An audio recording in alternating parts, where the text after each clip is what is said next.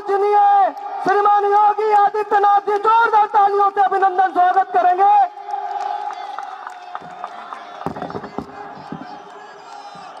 भारत माता की, भारत माता की, भारत माता की।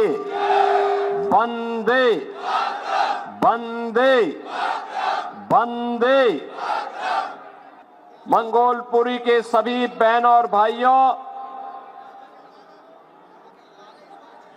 आज मुझे इस क्षेत्र में आकर के आप सबका दर्शन करके आनंद की अनुभूति हो रही है।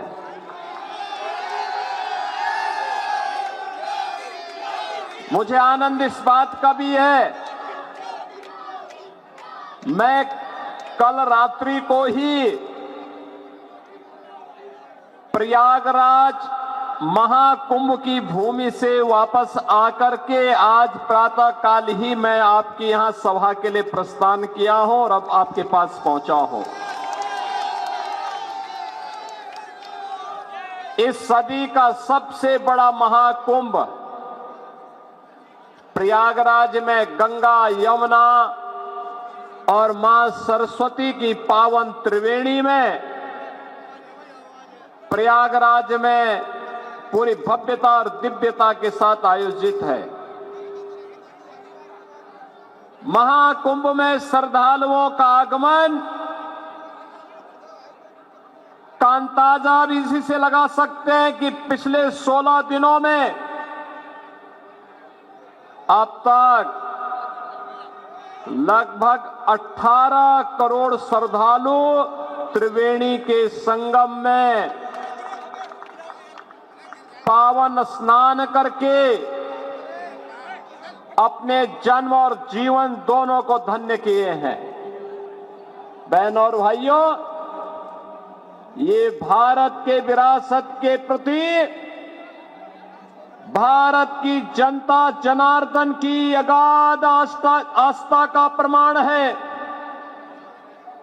एक नए भारत का दर्शन हो रहा है और नए भारत का दर्शन हम सबको कराया है इस देश के यशस्वी प्रधानमंत्री श्री नरेंद्र मोदी जी ने।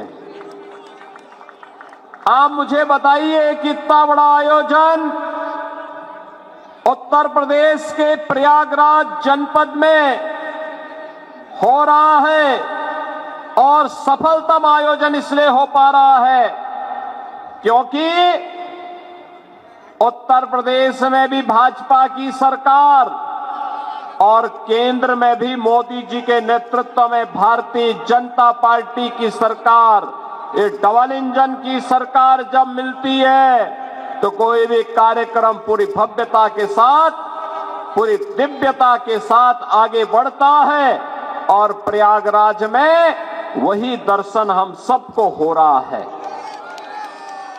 बहनों और भाइयों, 2025 का जनवरी माह भव्य और दिव्य महाकुंभ के लिए और 2024 का जनवरी माह एक भव्य और नव्य अयोध्या के लिए जानी जाती है। याद करिए, अयोध्या में 500 वर्षों तक इंतजार करना पड़ा, लेकिन जब उत्तर प्रदेश में डबल इंजन की भाजपा की सरकार आई तो अयोध्या में 500 वर्षों का बैरियर समाप्त हुआ, भगवान श्री राम के भव्य मंदिर का मार्ग प्रशस्त हुआ और अंततः 22 जनवरी 2024 को प्रधानमंत्री मोदी जी के नेतृत्व में उनके कर कमलों से अयोध्या में रामलला की मूर्ति की प्राण प्रतिष्ठा का कार्यक्रम संपन्न हुआ। बहनों और भाइयों, ये नया भारत है। नया भारत पूरी मजबूती के साथ, बिना रुके, बिना डिगे, बिना थके अपनी विकास की यात्रा को अभी आगे बढ़ा रहा है, विरासत को भी सम्मान दे रहा है। देश की सीमाओं को भी सुरक्षित कर रहा है, आंतरिक सुरक्षा की स्थिति को सुदृढ़ कर रहा है। बिना भेदभाव के योजनाओं का लाभ गांव, गरीब, किसान, नौजवान, महिलाएं, समाज के प्रत्येक तबके को दे रहा है। इस नए भारत पर हम सब भारतवासियों को गौरव की अनुभूति होती है कि हमारा देश भी दुनिया में विकसित भारत बनने की ओर अग्रसर हो रहा है। लेकिन बहनों और भाइयों, एक तरफ भारत आगे बढ़ रहा है, भारत की विकास की दर दुनिया के अंदर सर्वाधिक है, विरासत का सम्मान करते हुए भारत नित नए प्रतिमान को स्थापित कर रहा है। दूसरी तरफ, दूसरी ओर दिल्ली के अंदर यहां पर जो राज्य सरकार पिछले 10-11 वर्षों से चल रही है, यह अराजकता का एक पर्याय बनकर के रह गई है। बहनों और भाइयों, देश के अंदर आजाद भारत की पहली ये राज्य सरकार है और पहली पार्टी है जिस सरकार पर और जिस पार्टी पर भ्रष्टाचार का मुकदमा दर्ज हो रखा है। न केवल इनके नेता बल्कि आम आदमी पार्टी स्वयं भी आज के दिन पर भ्रष्टाचार की अपराधी बनकर के कटघरे में खड़ी हुई है। किस नैतिकता से जनता जनार्दन के पास जाकर के वोट मांग रहे हैं। बहनों और भाइयों, याद करिए 2013 में जब श्री अन्ना हजारे जी के नेतृत्व में दिल्ली के अंदर जन लोकपाल के लिए लंबा आंदोलन चल रहा था, जन लोकपाल, लेकिन दिल्ली के अंदर आम आदमी पार्टी की सरकार बनी। जन लोकपाल के मुद्दे को इन्होंने एक तरफ फेंक दिया। सिटीजन चार्टर की बात कही थी जिसमें जनता के प्रति जवाबदेही की ये लोग बात करते थे, लेकिन जनता के प्रति इनकी जवाबदेही क्या है। दिल्ली के अंदर अभी मैं आ रहा था, जब मुझे मंगोलपुरी की सभा में भाग लेने के लिए आना था, गाजियाबाद से मैं बाई रोड आपके पास आया हूं। सड़कें कितनी खराब हैं, अंदाजा लगाना स्वयं कठिन है। आप स्वयं इसका अंदाजा लगा सकते हैं, क्योंकि रोज भुक्तभोगी होते हैं, रोज गिरते हैं, रोज ठोकरें खाते हैं। अंदाजा लगा सकते हैं क्या ये दिल्ली के अंदर की सड़कें होनी चाहिए थी क्या? सीवर सड़कों पे बह रहा है। पेयजल के लिए आपको टैंकर का सहारा लेना पड़ता है और टैंकर भी प्रतिदिन नहीं आता है। कहीं सप्ताह में 1 दिन आता है, कहीं 2 दिन आता है। जब मैं गाजियाबाद से दिल्ली की ओर आ रहा था तो बहनों और भाइयों, यमुना जी जो कभी भारत की पौराणिक नदी के रूप में हम सबकी आस्था की प्रतीक थी, हम लोग तो 2 ही नारा लगाते थे, हर हर गंगे हर हर यमुने के नारे लगाते थे। वहां से बदबू आ रही थी, सीवर जैसी बदबू आ रही थी इस पावन यमुना नदी से। दिल्ली के अंदर आम आदमी पार्टी की सरकार के पाप का भुक्तभोगी, आम आदमी पार्टी सरकार के पाप की भुक्तभोगी हमारे मथुरा, वृंदावन, आगरा वासियों को भी और वहां आने वाले श्रद्धालुओं को भी होना पड़ रहा है। पावन वृंदावन और मथुरा भगवान श्री कृष्ण से जुड़ी हुई पावन नगरी है, लेकिन आम आदमी पार्टी ने जो नारकीय स्थिति दिल्ली के अंदर पिछले 10 वर्षों के अंदर बनाया है, आज उसका भुक्तभोगी हम सबको होना पड़ रहा है। और इसीलिए आज मैं आपसे कहने के लिए आया हूं, इस नरक से उभरने का एक ही रास्ता है और वह रास्ता जाता है डबल इंजन की भारतीय जनता पार्टी की मोदी जी के नेतृत्व में केंद्र की सरकार की तर्ज पर दिल्ली के अंदर भी भारतीय जनता पार्टी की सरकार बने, इसके लिए मैं भी मंगोलपुरी वासियों से अपील करने के लिए आया हूं। ये अपील इसलिए, बहनों और भाइयों, कहने के लिए आप दिल्ली के अंदर रह रहे हैं, लेकिन बुनियादी सुविधाओं से आम आदमी पार्टी ने आपको वंचित करके रखा हुआ है। आम आदमी पार्टी की सरकार ने आपको वंचित करके रखा हुआ है। न बिजली सही मिलती है, न शुद्ध पेयजल की व्यवस्था है, न सीवर की व्यवस्था है, न अच्छे स्वास्थ्य केंद्र की व्यवस्था है, न अच्छे शिक्षा के केंद्रों की व्यवस्था है, और नहीं कोई रोजगार की सही व्यवस्था ही ये आम आदमी पार्टी दे पाई है। इसने तो बंदर बांट करके रखा हुआ है। हर एक कार्य में डकैती पड़ती है। मैं एक उदाहरण आपको देना चाहता हूं। इसने यहां के नागरिकों के हकों पर डकैती डाली है।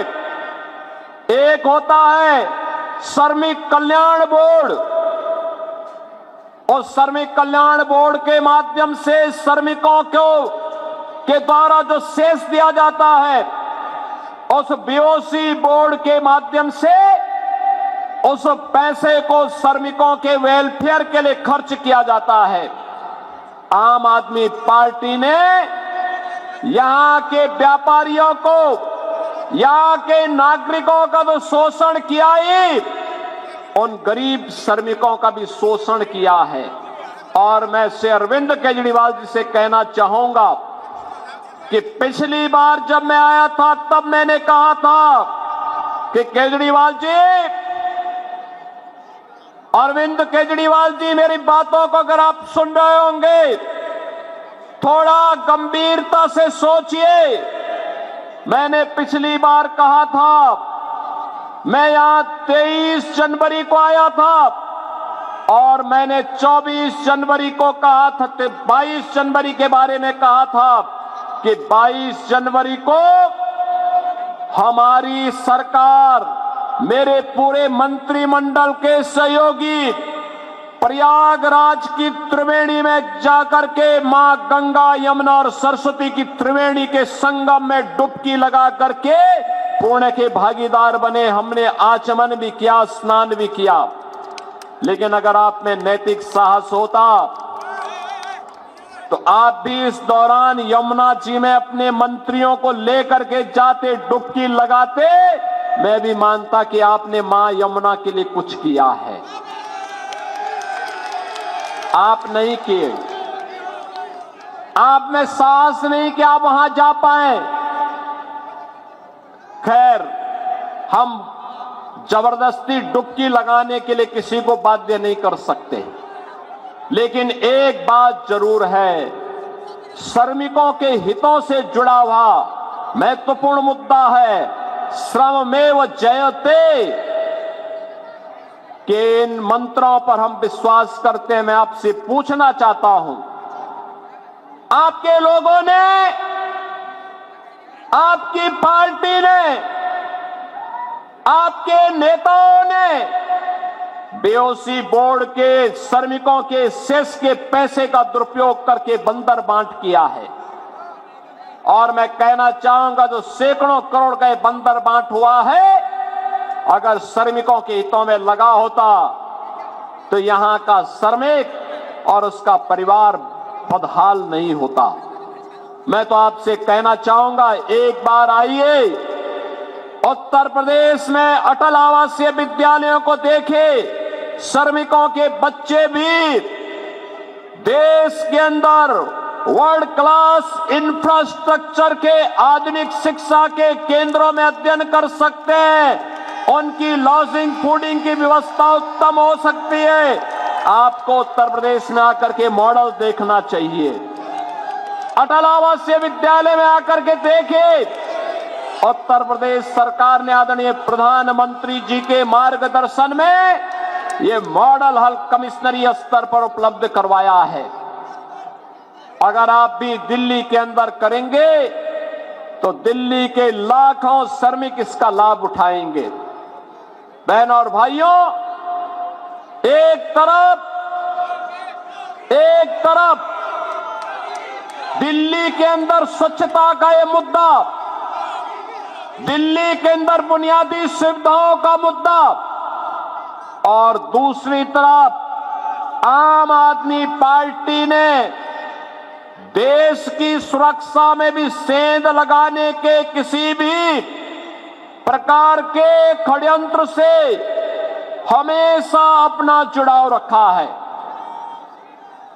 आपने देखा होगा, इन्होंने आधार बनाने की मशीन अपने नेताओं को वितरित कर दी, अपने विधायकों को वितरित कर दी, और उसके माध्यम से उन्होंने बांग्लादेशी घुसपैठियों को, रोहिंग्याओं को भी आधार कार्ड बनाने का पाप किया है।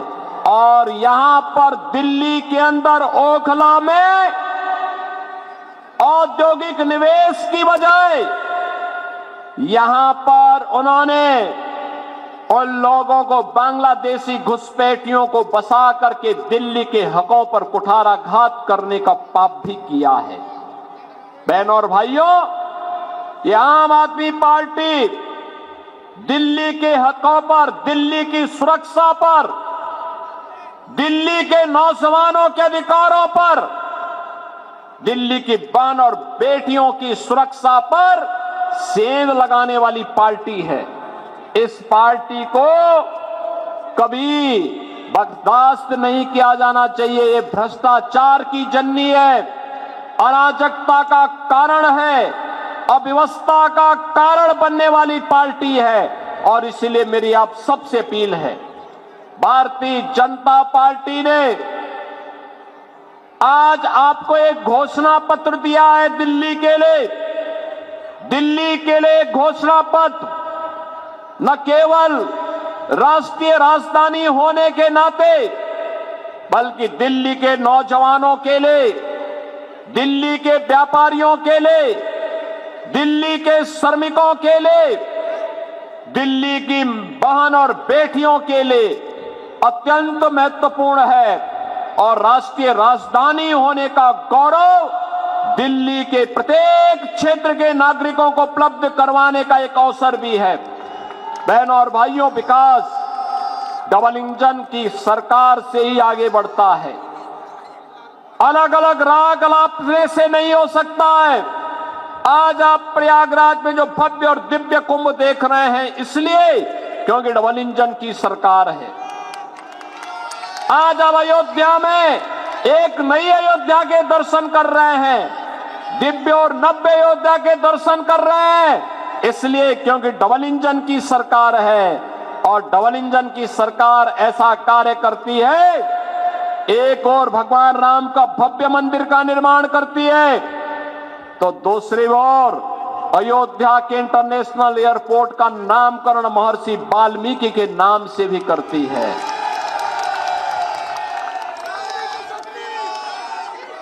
सदगुरु रविदास के जन्मभूमि क्षीर गोवर्धन जो वाराणसी में है, उस पवित्र स्थल का पुनरुद्धार और सुंदरीकरण के उसको भव्य स्वरूप प्रदान करती है।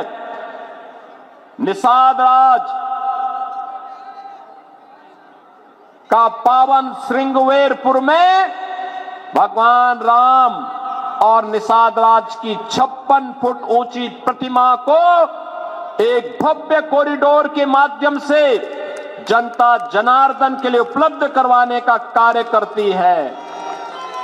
बहनों और भाइयों, ये डबल इंजन सरकार के कारण ही है। ये डबल इंजन सरकार का ही परिणाम उत्तर प्रदेश के अंदर है कि उत्तर प्रदेश आज एक्सप्रेसवे में नंबर 1 है, रेलवे के नेटवर्क में नंबर 1 है, सबसे अधिक मेट्रो का संचालन करने वाले सिटी उत्तर प्रदेश के अंदर है। सबसे अधिक हाईवे का नेटवर्क और सबसे अधिक रेलवे का नेटवर्क भी आज उत्तर प्रदेश के पास है, क्योंकि उत्तर प्रदेश में डबल इंजन की भाजपा की सरकार है। और डबल इंजन की इसी सरकार को आगे बढ़ाने के लिए आज दिल्ली वासियों से मैं अपील करने के लिए आया हूं।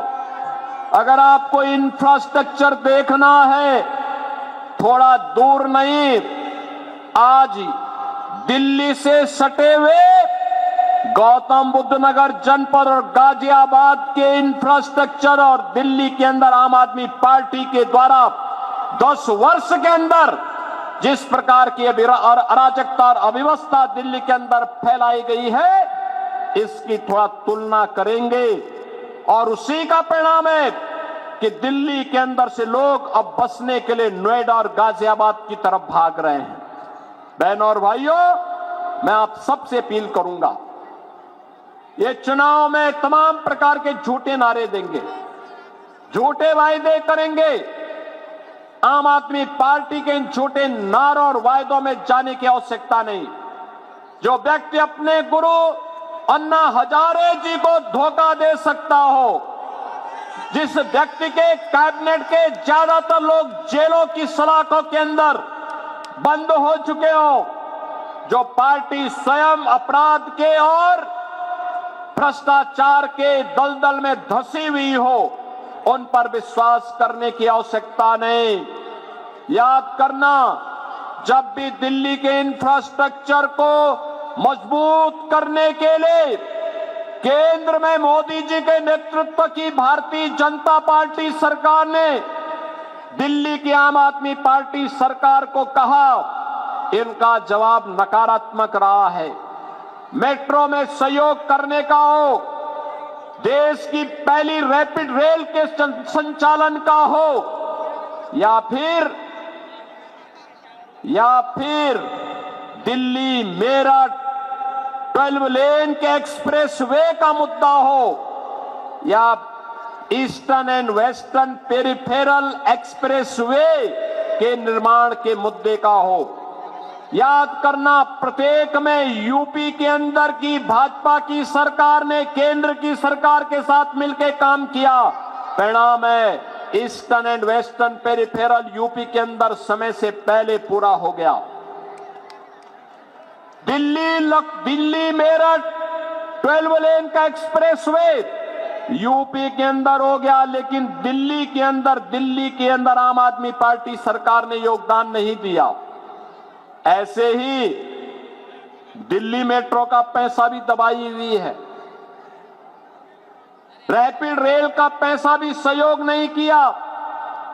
यह आम आदमी पार्टी विकास विरोधी है, नौजवान विरोधी है, दलित और गरीब विरोधी है, उन्हें सुविधाओं से वंचित करने वाली पार्टी है। यह अखंड भ्रष्टाचार में डूबी है, यह आपकी आस्था के साथ खिलवाड़ करने वाली पार्टी है। और इसीलिए मेरी आप सबसे अपील है कि भारतीय जनता पार्टी ने अपने एक अनुभवी और सुयोग्य प्रत्याशी को मंगोलपुरी में आपके बीच में उतार करके आपसे फिर से अपील करने के लिए भेजा है। श्री राजकुमार चौहान जी को भारतीय जनता पार्टी ने अपना प्रत्याशी बना करके आपके बीच उतारा है। भारतीय जनता पार्टी विरासत और विकास की इस राजनीति का, सुरक्षा और समृद्धि के इस अभियान का हिस्सा मंगोलपुरी को भी बनाना चाहती है। और इसीलिए मेरी मंगोलपुरी विधानसभा क्षेत्र से आप सभी मतदाताओं से अपील है कि मंगोलपुरी के विकास के लिए, दिल्ली के विकास के लिए, दिल्ली की सुविधाओं के लिए, दिल्ली के गरीबों को, दिल्ली के नौजवानों को, यहाँ के दलित और वंचितों को भी उसका अधिकार प्राप्त हो सके, इसके लिए श्री राजकुमार चौहान जी को फिर से विधायक के रूप में चुनने के लिए आपसे अपील करने के लिए मैं आपके बीच आया हूं। आपका आशीर्वाद राजकुमार चौहान जी को प्राप्त होगा। जहां तक मेरी आवाज जा रही है, दोनों हाथ उठा करके अपना आशीर्वाद देते हुए मुझे बताइए। पीछे तक, जहां तक मेरी आवाज जा रही है, श्री राजकुमार चौहान को आप भारी बहुमत से विजयी बना के भेजेंगे। आम आदमी पार्टी की जमानत को जब्त करेंगे, जब्त करेंगे। सभी लोग सहमत हैं? दोनों हाथ उठा करके मेरे साथ बोलेंगे, भारत माता की, भारत माता की, भारत माता की। जय श्री राम, जय जय श्री राम।